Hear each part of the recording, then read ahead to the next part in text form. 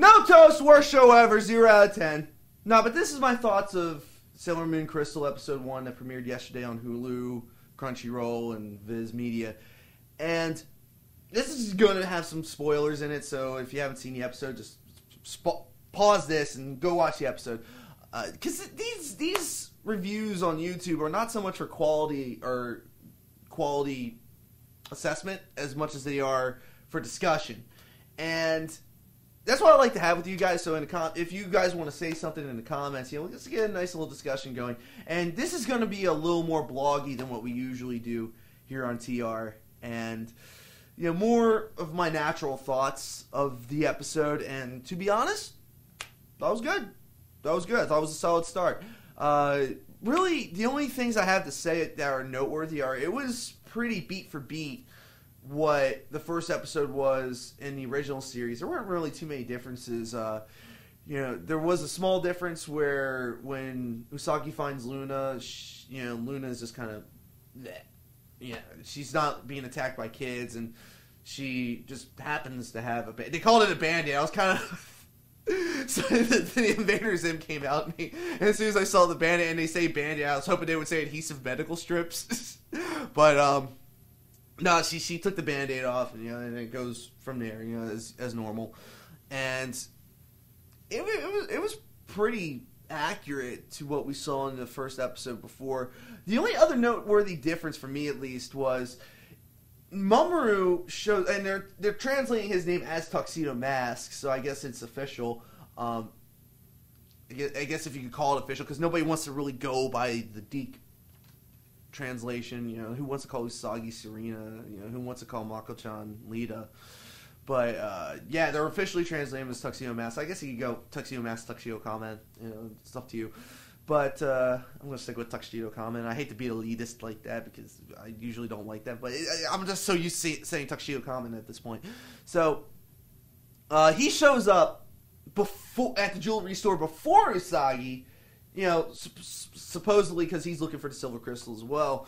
And I thought that was interesting because it kind of shows that he's not randomly showing up, kind of stalking Sailor Moon a little bit. He's got his own thing going on. He always kind of has his own thing going on. But you're kind of setting that up from the offset. And what I also thought was funny when Usagi cries and her bun jewels, emit that ultrasonic sound that kind of wipe out the zombies. You gotta think, he's up there in that balcony. That shit's gotta hurt him too. So he's like, Sailor Moon, stop it and do something! I don't know if it was meant to be translated that bluntly, but the voice actor delivered it with a little bit of anger in his voice, so it was almost perceived that way, that he was. I thought that was kind of more of a Mamoru kind of thing than. Because he's supposed to be entranced when he's Tuxedo Comment, and that felt more like a Mamoru kind of moment, and I thought that was a good touch. I like that better than him just randomly jumping in, throwing a rose, giving her a motivational line, and then getting the hell out of Dodge.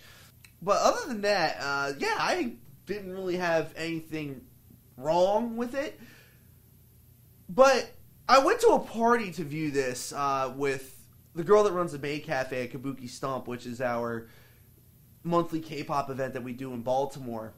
And there was about 20 people there, and it was kind of divided. Like, some people weren't that thrilled about the episode, and they were really kind of nitpicky. Like, they couldn't get in tune with the new art style. I like the new art style. I think it's fine. It harkens back to the old manga.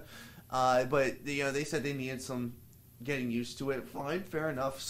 There was one person flat, they didn't like it. But people were really, ragging on it. Like, the transformation scene, there was a big discussion about how the transformation scene sucked because it was CG, and like, it's not like you go from hand-drawn animation to fucking reboot. It's not like a jarring change. No, they cell shade the CG so it looks like it's hand drawn. So it's not jarring, but I know why they did it, because the former artist for Fixer, which is the webcomic we do, was an animator, and he would explain, like the Planet Express ship in Futurama, how it's almost never hand drawn. It's always CG because there's so much movement involved with it that it's just so hard to hand draw. So people take a shortcut. And when you see the original series, when she transforms, most of it's kind of like a front profile. I mean, she does that initial spin around, but you can see why they wanted to do it CG, because the spinning is much more fluid in CG. But also, there's a lot of movement in this transformation scene. And, she's spinning around the camera's spinning around her, there's like all this stuff going on. And they wanted to make something big and bombastic, and I'm cool with that. I didn't really find anything wrong with it, but some people did. Some people were really turned off by that, and forgive me, I know this is an unpopular opinion, especially among Sailor Moon fans, but for me, the transformation scene is not all that important.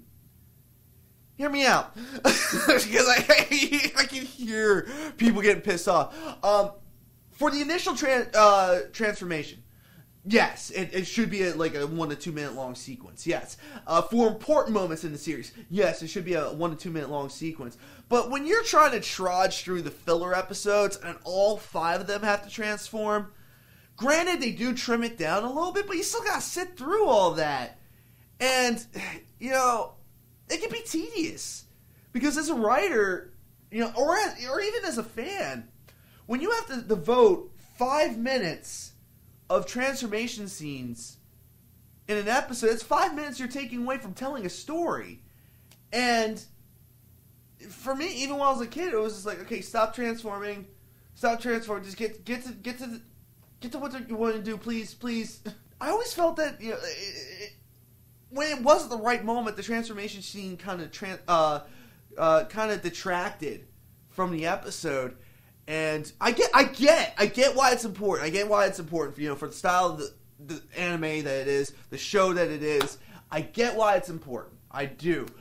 But this is me putting my personal thoughts into it. It's just like, for the first transformation, yes, it should be long. It should be lavish. It should be extravagant. It should be wonderful. This is the first time you're seeing her do it, and anytime that, she gets an upgrade to her powers or, something like that, yes, same thing. Or anytime she's going into a major battle, yes, the same thing. Something big, something long, something that kind of give you the goosebumps.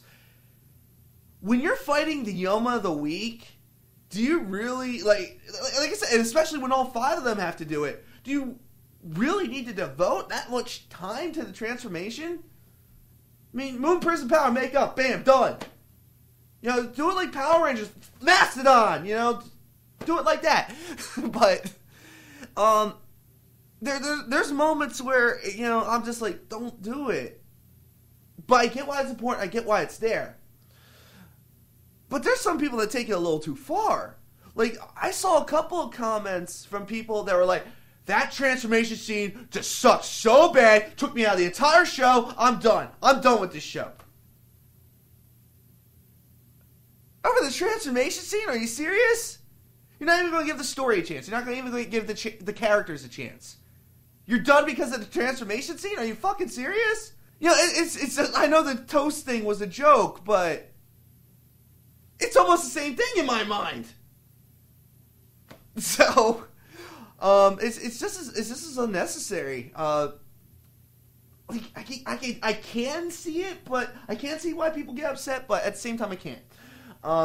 But hey, that's why I'm doing this, because I want to ignite discussion. So, comments, please leave them, and I'll discuss with you, because I really, am interested in hearing your thoughts.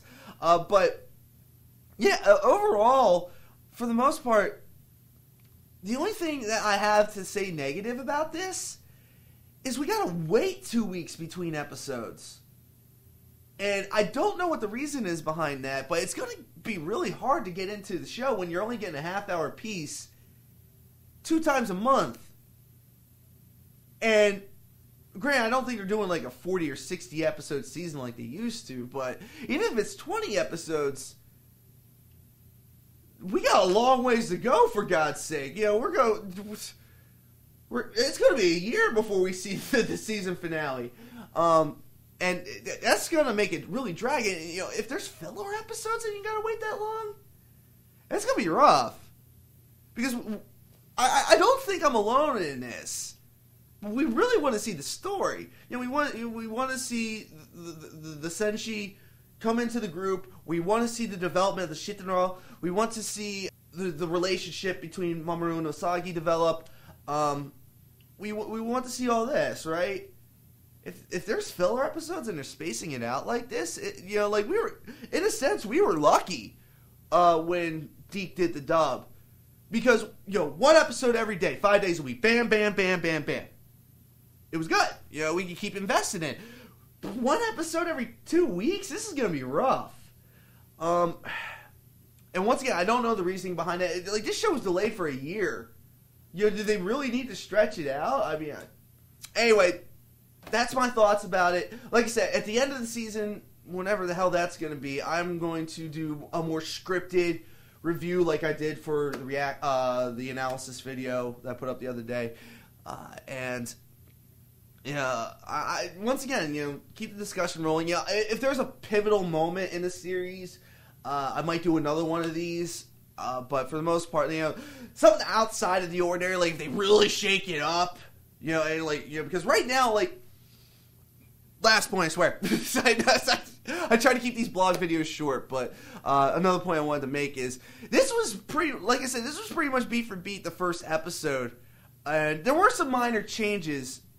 The first episode of the first season of the first season of the first anime, and this remake was pretty accurate to that. But you almost, when you're doing a remake, there's moments where you want to be completely accurate, and then there's moments where you kind of need to change it up a little bit, and because otherwise there's no point in making a remake. And if you're not going to do something slightly different, there's no point in doing it at all. So this changed things up a little bit, but it was still leaning a little too close to being excruciatingly accurate. So I'm waiting to see if there's any dramatic changes that they're going to do, deviating from either the manga or sticking close to the manga, which would be different than with the anime they did before, or if they're going to stick really, really close to the anime. It's going to be interesting to see what they do, because most people I think are understanding that they're trying to go for more of the manga, and that's great. That would be great because obviously it hasn't been done strictly before. So I want to see more of Jadeite, Nephrite, Zoisite, Kunzite. I want to see more of them because I love them. They're great bad guys. They're great bad guys, and I want to see more of them. You didn't get to see too much of Jadeite, but if there's a big shake up or change or like a moment, I'll do another one of these. But I'm kind of waiting to see when they're going to start like deviating from what we've seen before in the cartoon TV show. When they're going to start doing something different, because it wasn't really too much different in this. Anyway, done. I'm done. See you guys later.